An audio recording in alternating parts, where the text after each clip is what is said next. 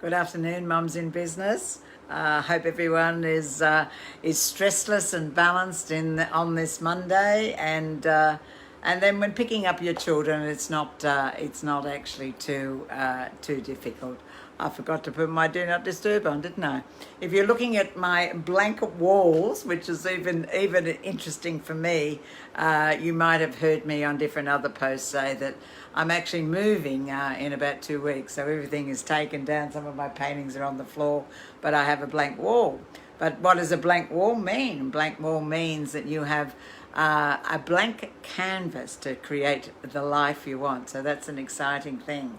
We're going to continue. We've got one more on Monday. We're going to continue with our theme for February, which, as I called it, the love month, and the love and the passion that we actually have to live this life. Now, whether it be your passion for your business, your passion for your home, your passion for your family, or never forget the passion for yourself. And of course, hi Sonika. When we're talking Feng Shui, and I've been doing this now probably over 2 years now, and if you go back into the beginning of February, we've kept to the love month, but bringing the passion into your life. Our first lot was talking about Feng Shui area in relationship in your privacy of your bedroom, which was a little bit different. Then we went into the relationship corner in your home office, and then we've gone into business, and I've shared different other points with you. But in February, we'll still keep to it because we've got one more Monday. It's actually bringing the passion into your life. And when you think about it, this is the end of the first 2 months in 2021. So, have you been thinking about Feng Shui, but you haven't been doing it yet? Let's not let it just slip by. It is so powerful. I actually did a talk at a function the other night. I was the presenter of Feng Shui, and I was actually explaining to all the people that were there, in Feng Shui, once you've done it and you've placed the objects in the particular 9 principal areas of Feng Shui, then you can go about your business, whether it be your business life, whether it be your personal life, or whether it be your home office that you've created it and just done Feng Shui in your home office. You can go about your day knowing that you've actually created that absolute beautiful balanced flow of energy by the objects that you have placed in all those areas. And as people were asking many questions at this function, and I said you can't just do one corner or one area. If you're wanting love in your life, you can't just fill up the relationship, or you're wanting, to put that passion or that absolute creative idea that comes from your heart into your business. You can't just do the relationship corner in your home office. You do have to do all the different areas of Feng Shui. And I have explained before that a corner in Feng Shui is like a sword. It actually cuts through the energy in the flow so that it actually weakens the flow of positive energy in under the principles of Feng Shui. My name is Barbie Cawthan. I have been doing Feng Shui for 35 years now. I started Feng Shui when I was in architecture, and in the firm that I was with in Melbourne, we were building $350 million high-rise buildings, and we had a lot of Asian clients. So the Asian clients would not build the building unless there was a Feng Shui master involved in the design. And I was lucky enough in those days as a very young girl to be sent off to the Feng Shui Academy and to learn Feng Shui so we could incorporate it in our architectural designs of multi-million-dollar buildings. So if they're coming from that when they're wanting positive energy in every building that they're building, and why would they want that? They want it to be able to lease out the office space. If it was going to be accommodation area, they want them to be sold, so you're getting absolute positive flow throughout that whole building so that it would be financially successful. And we all want that anyway. You can't do too much without money, can you? So when we're talking at the end of February, I'm saying to everyone, remember we've gone through 2 months of 2021. We need to take action. We need to actually, if you don't know all the principles of Feng Shui, then go back and listen to my other videos. They're all there on Mums in Business, or they are also there. I've shared them with my Feng Shui school group. So all the contacts are up above or below. Anyway, I've put them in here so that you can go in and follow me there as well. We're going to actually talk about today colour, and colour is very important. I'll actually share with you when I was doing a Feng Shui workshop, and I had people there was about 12 people came, and they came with all their sketches to actually work on the principles of Feng Shui, each one, and I was there to guide them and help them. And we got around to, the relationship corner and colour. And it was actually in the family room. And one lady said to me, I have a beautiful, beautiful red lounge. And in actual fact, it's not in the absolute relationship corner. It's actually in my creative corner, because that was a better place to place it. And, the TV's opposite and all that sort of thing. So it's very comfortable for my husband and I to sit on this beautiful red lounge. And we like it. Is that the right colour for the area? Now, bear in mind, in the Feng Shui Bhagwan mapping, you have the relationship in the far right-hand corner, and in the right-hand corner, you actually have your support and helpful people area. So, and the wall between is your creativity. So that's where she had her red lounge. And so she was asking me, was that okay? So I put it back to her, and I said to her, well, how do you feel when you have red in the actual fact in the creative area, tipping onto the relationship corner in the far right corner? How do you feel about it? She said, we love it. We sit there, we're very comfortable. My husband and I are there watching our television, and we sit there after our busy day in business and enjoy the company. Now, there was a lady sitting right next to her, and she just jumped up off her seat and said, no, you can't put red in that area. She said, your husband and yourself are going to end up fighting. Red is anger. And she was quite, definite about it. And I stopped the class and I said, we need to talk about this. How do you, the lady that jumped up, how do you feel about the couch? She said, if I had red there, I would be arguing with my husband, because red means anger. The other lady had no thought of that whatsoever. Red was passion, red was love, red was all those things that she wanted. And there's the greatest example of colour and objects have to be pertaining to your own energy form, your own frequency, to place those objects, which are just objects, but you enhance them by the frequency and the intent you're putting them for, to actually enhance that area. For the lady, that the red meant anger, it would be ridiculous to put a red couch in that area, because that's what would happen. The thought that she would have anger if she was sitting there with her husband and they'd be fighting, well, she's certainly going to create that. But it's not just the thought of that, it's the actual object that was placed there. And this was my talk the other night. I was very adamant in saying to all the people, you need to, when I go and do Feng Shui in a home, I'm there with the people. I say to them all the time, they say, oh, Barbie, can't you just do it and I'll go away and come back? And it's, so no. I'll actually set up, I'll draw you a whole plan of it, I'll draw you the map of it, but you need to be with me. So we select, or you select with my advice, the different objects that you're going to place in those 9 principles of Feng Shui. We spoke on it when I was actually talking wealth on another video, which you can go back, as I said, and have a look at it.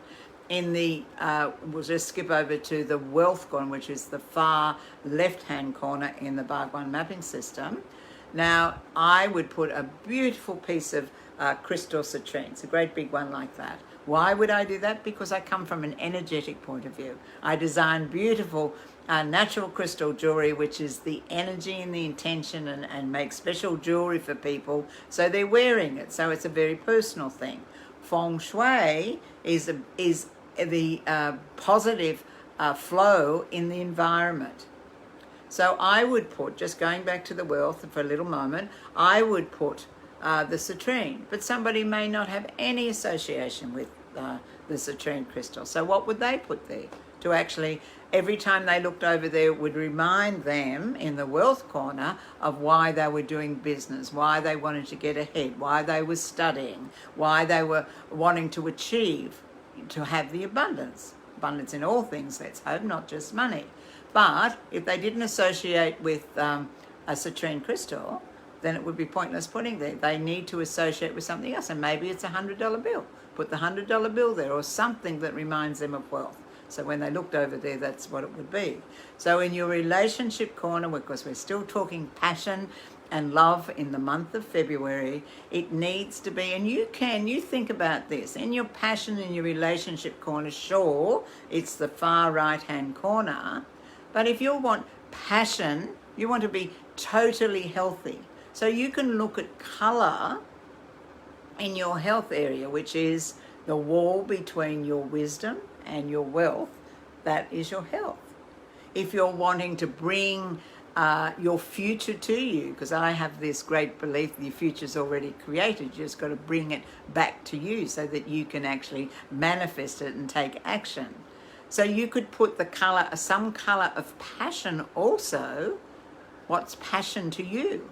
You know, yes, it's red, but it also could be, it could mean putting a plant there because it's growth. So you're growing the passion and add something else to it.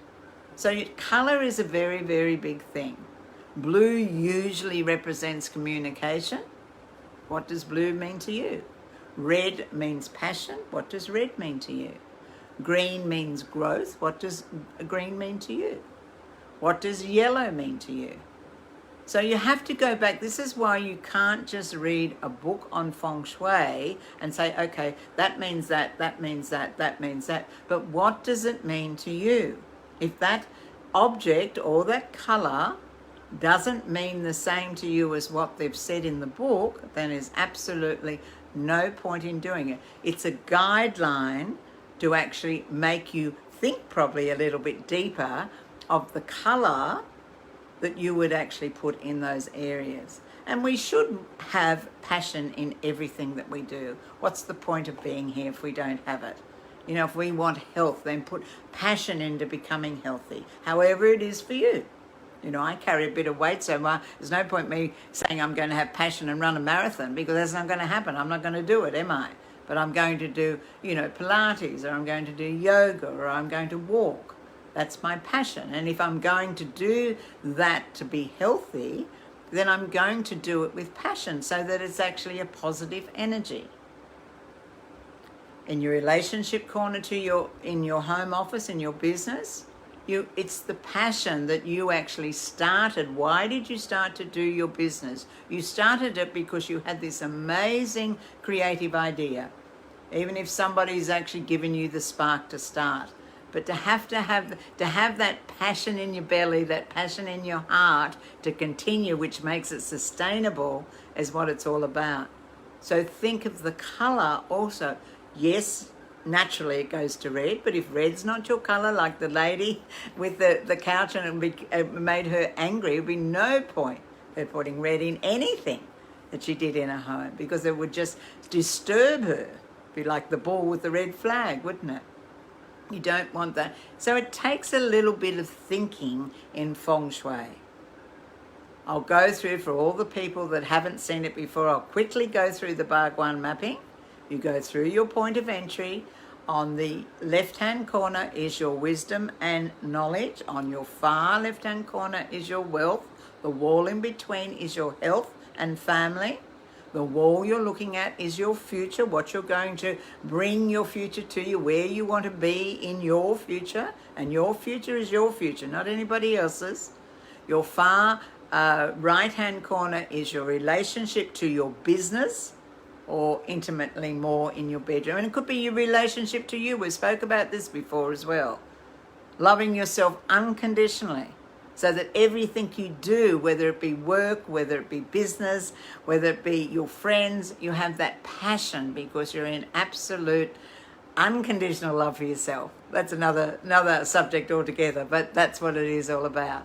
And then your right hand corner is your support and help for people and travel, and your wall in between that is your creativity, what you create, your children. And nothing starts without a creative thought. We have to have a creative thought to decide to get out of bed in the morning. And then when you walk through your point of entry, that's your career and journey of life. And then, of course, all those beautiful positive energies come towards the center point of your room or your house or your block of land, and that's your chi area. So you're constantly walking through those beautiful positive flows of energy that's going to create the world you want, the business you want, the love you want, the family you want. It is possible. But you need to actually do it. It's no point just talking about it. You need to sit down.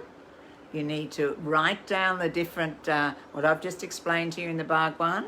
And then you have to really, truly, from the deepness of your whole beingness, the passion in every area, what would I place in that area that would remind me of the passion I have for my business, or the passion for all those other things I just itemized? Because unless we have that, we're just running flatline, and we're not going to be able to sustain it. We're just going to burn out, or we're going to get bored, and we're going to say, well, nothing is achieved because it's not happening. Feng Shui works. I have done it for real estate people. I have done it where they've actually wanted to actually have this very successful development. I have done it for people that actually have another home, a tenanted home in another state, and they've wanted to sell it. We have done that. We have rung the real estate guy in Adelaide. This was, and I was in actual Sydney, and they couldn't sell it in 6 months. They sold it in 3 weeks. It works. It absolutely works, because you're actually coming in and working in the mindset and the positive flow that you're working in, creating the world you want by placing the object in the Bhagwan mapping system throughout your whole home, your whole business office or your business, to actually bring in that positivity of why you're existing, why you're starting. And the best part about Feng Shui is once you've done it, it's all done. And then you go about your practical things of ringing your clients or making your business plan or creating some online service or whatever, because you're working in a very positive energy. It's absolutely fabulous. It's just, you just got to do it. People talk about it a lot and they go, oh yes, I'll do it. I have done it now for 34 years. I have done it for clients, and I have seen the result of doing the different parts of Feng Shui in every area that has created the absolute positive flow.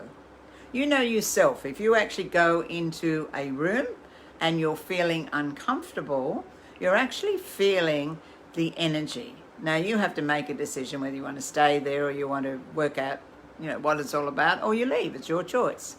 But you're feeling the energy. So if you're feeling the energy like that, then it must be real to be able to feel the energy that you've created in a positive way using the principles of Feng Shui in your home office, or in your business, your great big business.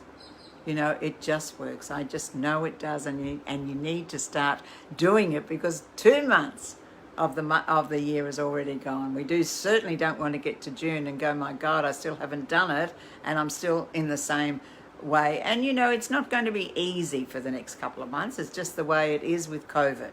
So why not create the absolute positive flow of energy, so you got your secret weapon happening behind the scenes while you go out and meet your clients, and then you come home.